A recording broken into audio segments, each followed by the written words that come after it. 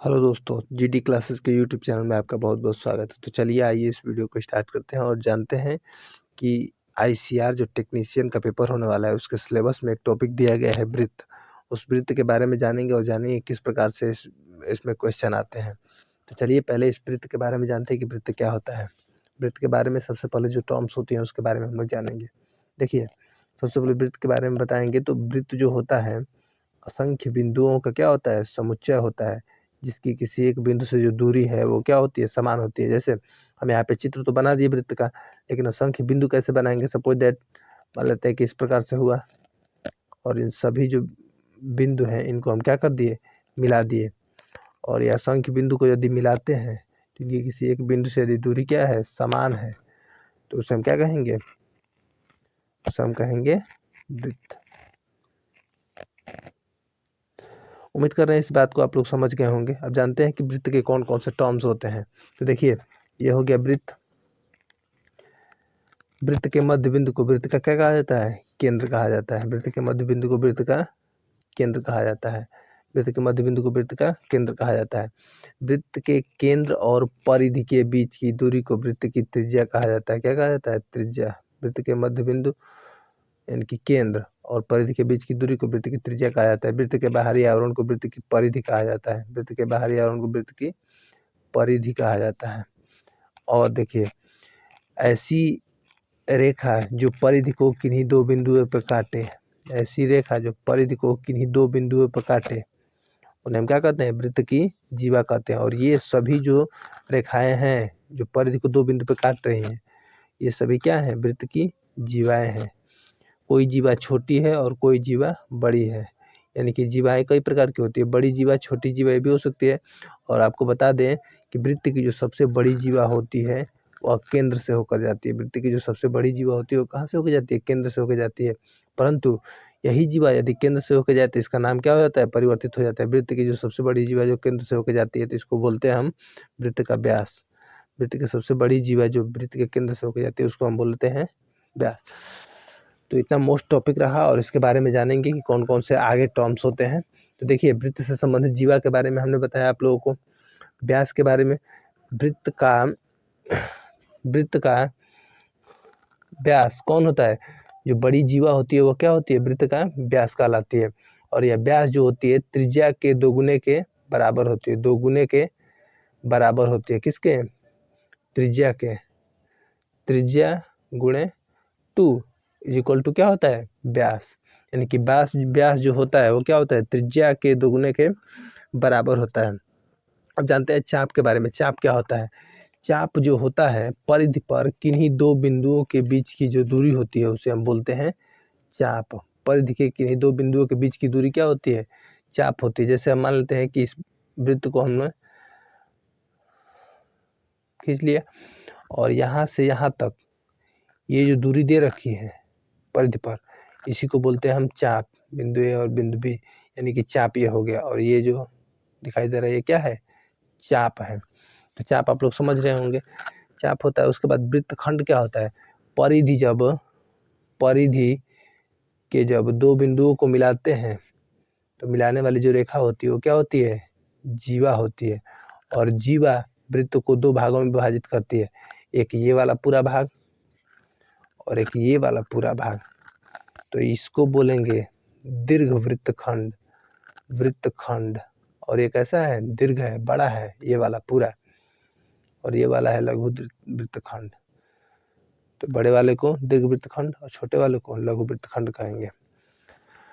अब देखिए त्रिज्यखंड क्या होता है। त्रिज्यखंड जो होता है, चाप द्वारा यदि कोई वृत्त बना दिया गया और वृत्त पर दो बिंदुओं को लेकर के एक चाप बना दिया गया परिधि से, और चाप के दोनों सिरों को यदि केंद्र से मिलाया जाए तो इसके द्वारा एक खंड बनता है जिसको बोलते हैं हम त्रिज्यखंड।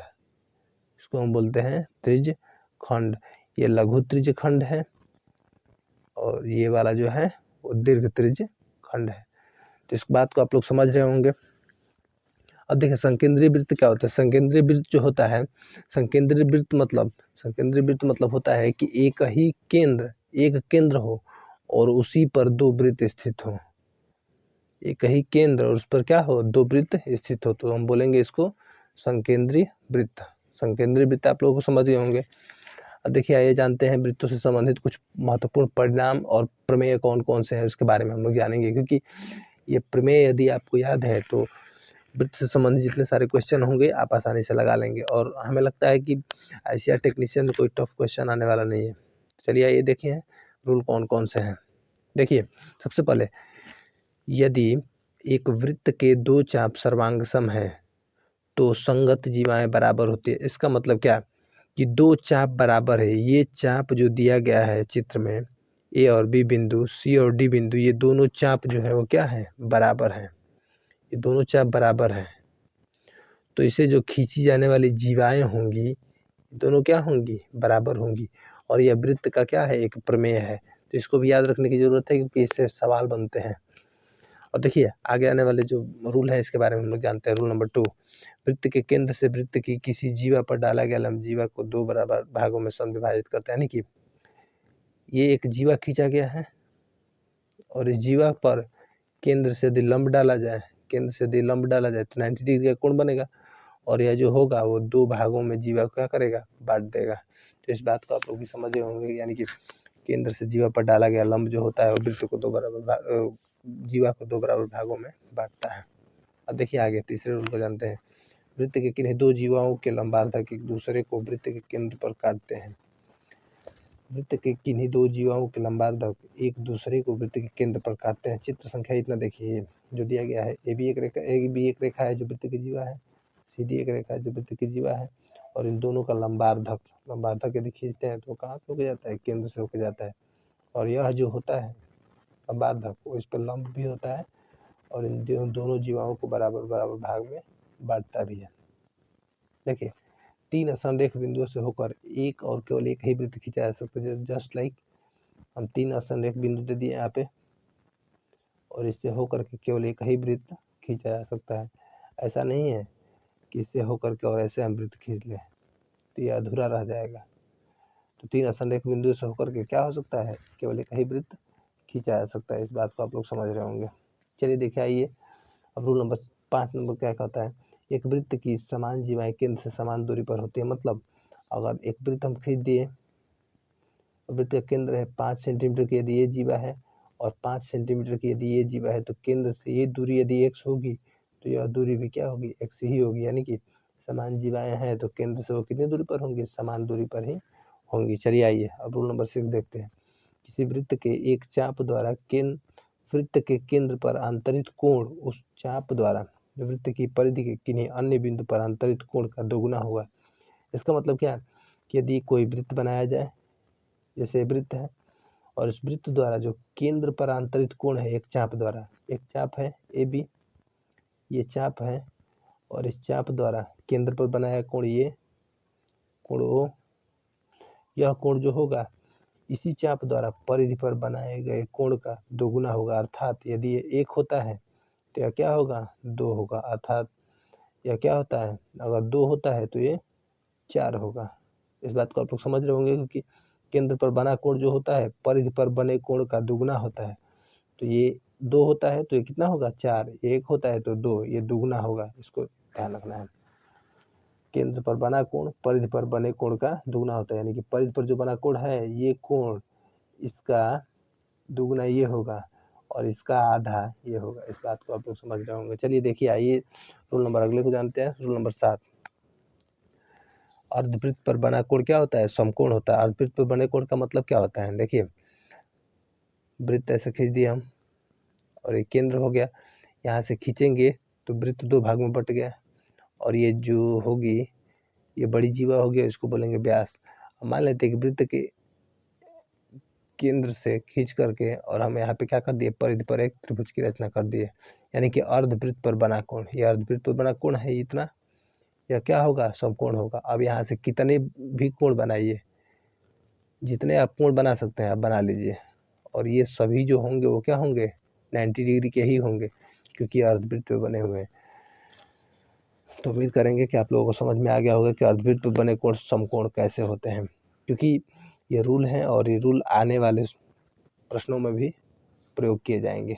चलिए आइए देखते हैं रूल नंबर 8, एक ही वृत्तखंड में बने कोण समान होते हैं। एक ही वृत्तखंड में बने कोण के मतलब, अगर एक जीवा से वृत्त में जितने भी कोण खींचे जाए, एक ही सॉरी एक जीवा ने एक चाप द्वारा यदि वृत्त में कितनी भी जीवाएं खींची जाए तो क्या होगा, उससे बने जो सभी कोण होंगे वो क्या होंगे, बराबर होंगे। इसका मतलब क्या है कि यदि हम एक वृत्त खींच दिए, वृत्त खींचने का मतलब क्या होता है, वृत्त खींच दिए और दो चाप ले लिए ए और बी, और इस चाप से वृत्त में ऐसे कोण खींचते हैं, ऐसे खींचते हैं, ऐसे खींचते हैं, यानी कि कैसे भी ये जितने कोण होंगे, क्योंकि ये सभी जो है एक ही चाप द्वारा है, तो ये सभी कोण जो होंगे आपस में क्या होंगे, बराबर होंगे। ये कहीं चाप द्वारा वृत्त में जितने सारे परिधि पर बने कोण होंगे वो सभी क्या होंगे, बराबर होंगे। इस बात को भी ध्यान रखना है। और चलते हैं अगले रूल के लिए, क्योंकि ये रूल जो है मोस्ट रूल है, और मोस्ट रूल इसलिए है क्योंकि इससे सवाल बनते हैं। सवाल तो इन लोगों से भी बनते हैं और हमें लगता है कि इससे सवाल आने वाला नहीं है, इसी से सवाल आएगा क्योंकि ये थोड़ा टफ कंपटीशन वाला एग्जाम में आता है।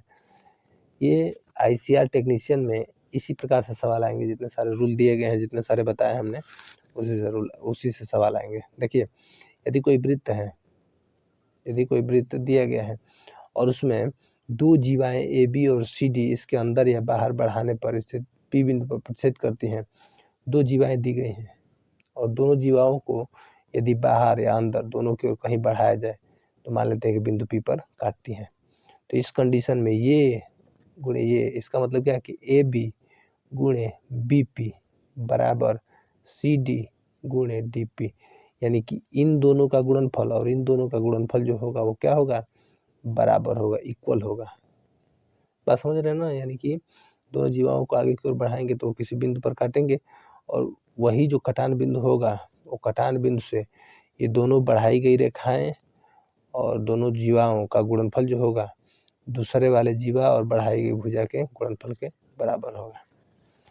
अब देखिए, स्पर्श रेखा और छेदक रेखा मतलब क्या है कि मान लेते हैं कि वृत्त बना दिए और कोई रेखा बाहरी बिंदु से जा रही है और बाहरी बिंदु से जाकर के वृत्त को छू करके निकल रही है। छू करके निकलने का मतलब किसी एक बिंदु को स्पर्श करेगी और छू करके निकल रही है तो इसको बोलेंगे स्पर्श रेखा, और जो इसके अंदर से होकर जाएगी भेद करके निकलेगी इसी को बोलते हैं हम छेदक रेखा, यानी कि भेद करके जो निकलेगी उसको बोलेंगे हम छेदक रेखा, और जो स्पर्श करके निकलेगी उसको क्या बोलते हैं, स्पर्शी रेखा। अब देखिए, चक्रीय चतुर्भुज क्या होता है। चक्रीय चतुर्भुज के बारे में ज़्यादा कुछ नहीं। चक्रीय चतुर्भुज वृत्त के अंदर जो स्थित चतुर्भुज है वो चक्रीय चतुर्भुज होता है, परंतु उसका कंडीशन है कि उसके चारों जो शीर्ष होंगे, वृत्त के अंदर जो स्थित चतुर्भुज होगा वह क्या होगा, चक्रीय चतुर्भुज होगा, परंतु उसका कंडीशन क्या है कि उसके जो चारों शीर्ष हैं वो कहाँ होने चाहिए, वृत्त की परिधि पर होने चाहिए। और इसके रूल में एक कंडीशन होता है, वो क्या कि इसके जो सम्मुख विकर्ण होंगे उनके कोणों का योगफल जो होगा वो 180, सम्मुख शीर्षों के योगफल कितना होंगे, 180 अंश। 180 अंश इसका भी क्या होगा, 180 अंश के बराबर होगा। चलिए, इस बात को आप लोग समझ रहे होंगे। अब देखिए, ये चित्र यदि बनाए हैं तो इसमें क्या क्या मिल रहा है। ये एक क्या हो गया, यहाँ से यहाँ तक, यहाँ से और यहाँ तक ये चाप हो गया, और चाप के द्वारा यहाँ से एक कोण बन रहा है, यहाँ से एक कोण बन रहा है, ये कोण बराबर होंगे। इसमें भी यहाँ से और यहाँ तक देखिए कोण बन रहा है ना, ये कोण सभी क्या होंगे, आपस में बराबर होंगे। तो चलिए, इस रूल का प्रयोग भी आगे आने वाले समय में होगा। और यदि देखिए, एक और रूल है, यदि वृत्त में एक चक्रीय चतुर्भुज दिया गया है, चक्रीय चतुर्भुज दिया गया है, इस चक्रीय चतुर्भुज की किसी एक भुजा को यदि बढ़ाया जाए, एक भुजा के आगे की ओर बढ़ाया जाए तो इसके द्वारा जो अंतरित कोण होगा इसके सुदूर स्थित अंतःकोण, यानी कि सुदूर में मतलब दूर स्थित ये है, और यह अंतःकोण भी है, यानी कि सुदूर स्थित जो अंतःकोण होगा वो भी क्या होगा, इसके बराबर होगा। यानी कि ये कोण जो होगा इस कोण की क्या होगा, बराबर होगा। इस बात को भी ध्यान रखना है। अब देखिए, ये कोण जब इस कोण के बराबर होगा तो इस कोण का मान अपने आप निकल जाएगा, चाहे इससे भी निकल जाएगा क्योंकि ये सरल रेखा है, इससे भी निकल जाएगा। चलिए चलिए, इतना सब कुछ रूल आप लोग उम्मीद कर रहे होंगे समझ गए होंगे। तो अब देखते हैं आगे जो आने वाले प्रश्न हैं इनके बारे में हम लोग जानते हैं, और चित्रों से संबंधित जो प्रश्न हैं उनके बारे में हम लोग सबसे पहले देख लेते हैं, क्योंकि ये स्टार्टिंग क्लासेस है तो स्टार्टिंग क्लासेस में ज़्यादा कुछ हम नहीं चाहेंगे कि टफ हो, आसान ही रहे तो बेहतर है। चलिए, पहले चित्रों वाले सवालों को देखते हैं। और चित्र वाले सवालों को नहीं तो इसको भी देख लेते हैं पहले। ज़्यादा कुछ नहीं, उम्मीद कर रहे हैं कि आप लोगों को पाइथागोरस प्रमेय वगैरह याद ही होंगे।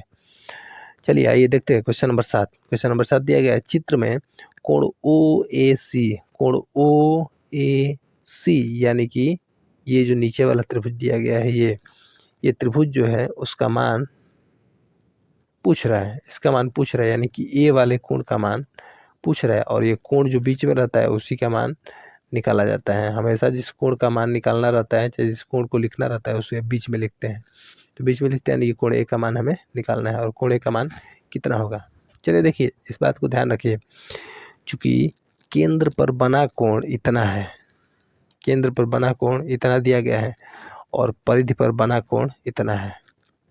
केंद्र पर बना कोण, चूंकि यह क्या है, चूंकि यह एक चाप है, यह क्या है, एक चाप है, और चाप द्वारा केंद्र पर बना कोण जो होता है वह परिधि पर बने कोण का दुगना होता है। परिधि पर बना कोण 100 है, 100 डिग्री, तो यहाँ पे क्या होगा 200 डिग्री, और 200 डिग्री हो गया तो ये कोण कितना होगा, इस कोण का मान, चूंकि एक बिंदु पे कितने डिग्री का कोण बनता है, एक बिंदु पे 360 डिग्री का कोण बनता है। चूंकि 200 डिग्री का कोण यहाँ पे निकल गया, तो यहाँ पे कितना बचा, 160 डिग्री का कोण, 160 डिग्री का कोण अभी यहाँ पे बचा हुआ है, 160 डिग्री हो गया। तो देखिए यहाँ पे क्या कंडीशन निकल रहा है, यह त्रिज्या है और यह भी भुजा जो है वो त्रिज्या है, यानी कि दो भुजाएं बराबर है, तो इन दोनों के सामने के कोण, इस भुजा के सामने का कोण ये, और इस भुजा के सामने का कोण ये दोनों कोण भी क्या होंगे, बराबर होंगे। अर्थात यह एक त्रिभुज बन रहा है, और त्रिभुज के तीनों कोणों का योगफल क्या होता है, 180 अंश के बराबर होता है।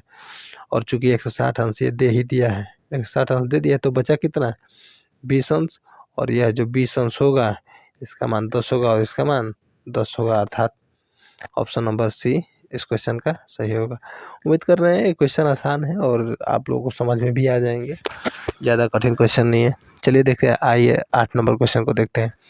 वृत्त जिसका केंद्र ओ है, वृत्त जिसका केंद्र ओ है, आकृति दर्शाई गई है कि जीवा ए बी केंद्र से 80 डिग्री का कोण बनाता है। जीवा जो ए बी है वो केंद्र से 80 डिग्री का कोण बनाता है, तो कोण ए पी बी का मान पूछ रहे हैं, यानी कि कोण पी का मान आपको हमने अभी बताया कि जिस कोण का मान निकालना रहता है, जिस कोण को लिखना रहता है उसको बीच में लिखते हैं, बीच में लिखा गया है कोण पी, यानी कि कोण पी का मान पूछ रहा है। तो कोण पी का मान सबसे पहले हम कैसे निकालेंगे, देखिए इस चाप ए बी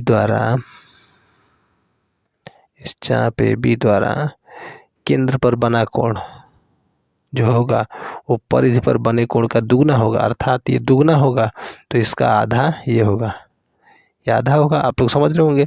अब देखिए एक वृत्त पर बना, एक केंद्र बोल रहे हैं, एक बिंदु पर बना जो कोण होगा वो 360 डिग्री होगा, और 360 डिग्री में 80 डिग्री यहाँ पे दे दिया, तो बचा कितना यहाँ पे बचा 280 डिग्री, और 280 डिग्री का आधा यानी कि 280 डिग्री का आधा 140 डिग्री, 280/2 यानी कि 140 डिग्री। ये कोण जो होगा वो कितना होगा, 140 डिग्री के बराबर होगा। तो ऐसे ही क्वेश्चन आने वाले हैं, ज़्यादा कठिन क्वेश्चन आने वाले नहीं है, और ज़्यादा प्रेशर लेके पढ़ने की ज़रूरत नहीं है। ऐसा नहीं है कि कोई इस विशेष का आप एग्ज़ाम देने जा रहे हैं। तो चलिए ये देखते हैं अगला क्वेश्चन जो दिया गया है चित्र वाला, उसको देखते हैं, क्योंकि चित्र वाले ही क्वेश्चन आने वाले हैं। हमें नहीं लगता है कि ज़्यादा कठिन क्वेश्चन आएंगे इस पेपर में। चलिए देखते हैं।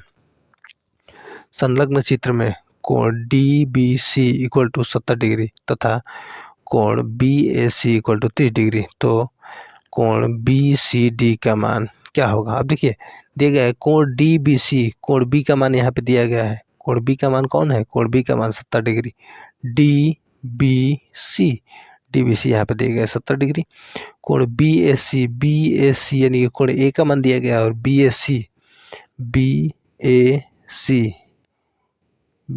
सी इसका मान दिया गया है, और इसका मान देने के बाद क्या पूछ रहा है, बी ए सी का मान 30 डिग्री, बी ए सी यानी कि इसका मान 30 डिग्री दिया गया है, तो कोण बी सी डी का मान क्या होगा, तो कोण बी सी डी का मान क्या होगा, बी सी डी इसका मान पूछ रहा है। ये पूरा वाला जो कोण दिखाई दे रहा है इसका मान पूछ रहा है, तो इसका मान हम कैसे निकालेंगे, सबसे पहले देखते हैं। देखिए इस क्वेश्चन को ज़्यादा प्रेशर लेने की ज़रूरत नहीं है, ये क्वेश्चन आसानी से हो जाएगा। देखिए सबसे पहले निकालते हैं कैसे। हम यदि इस कोण का मान निकाल लेंगे, इस कोण का मान, तो आसानी से इस कोण का मान निकाल सकते हैं। देखिए इस कोण का मान हम कैसे निकालेंगे, सबसे पहले देखेंगे कि डी और सी ये क्या है, एक चाप है। डी और सी क्या है, एक चाप है। और इस एक चाप द्वारा केंद्र पर बना, केंद्र बोल रहे हैं, परिधि पर बने सभी कोण क्या होंगे, बराबर होंगे। देखिए इसके द्वारा ये बना कोण जो होगा ये, और इसी के द्वारा बना कोण ये दोनों क्या होंगे, बराबर होंगे। अर्थात ये 70 डिग्री दिया गया है, तो ये अभी क्या होगा, 70 डिग्री होगा। 70 डिग्री होने का मतलब कि ये पूरा कोण कितना हो गया, ये पूरा कोण 70 और 30, 70 और 30 100 डिग्री, कितना हो गया, 100 डिग्री। तो ये चक्रीय चतुर्भुज हुआ, ये चक्रीय चतुर्भुज हुआ, और चक्रीय चतुर्भुज के सम्मुख कोण होगा, तो ये और ये कोण 180 डिग्री के बराबर होंगे। और 100 डिग्री ये दे दिया, तो 100 और 180, 180 में से 100 घटाएंगे तो कितना बचेगा, 80 डिग्री। अर्थात ये जो कोण होगा वो कितना होगा, 80 डिग्री के बराबर होगा। तो उम्मीद कर रहे हो दोस्तों कि इस बात को आप लोग समझ रहे होंगे और क्वेश्चन भी आप लोगों को अच्छे से समझ में आए होंगे। और जो बचे हुए क्वेश्चन है, क्योंकि लाइटिंग का प्रॉब्लम चल रहा है, तो बचे हुए क्वेश्चन है जो आने वाले समय में आप लोगों को अपलोड कर दिए जाएंगे। और आने वाले समय में ज़्यादा नहीं, जो इससे संबंधित प्रश्न है चित्र वाले, उसको भी आप लोगों को करवाया जाएगा। और जो भी आप लोगों की परेशानी है, आप कमेंट बॉक्स में अपने सजेशन को लिखें और बताएं कि किस प्रकार की वीडियो आप लोगों को चाहिए। तो उम्मीद करेंगे कि आप लोगों को हमारी बात समझ में आई होगी, और इस वीडियो को अपने दोस्तों तक अधिक से अधिक शेयर करें, लाइक करें और चैनल को सब्सक्राइब करें। तो मिलते हैं अगले वीडियो में। Thank you so much.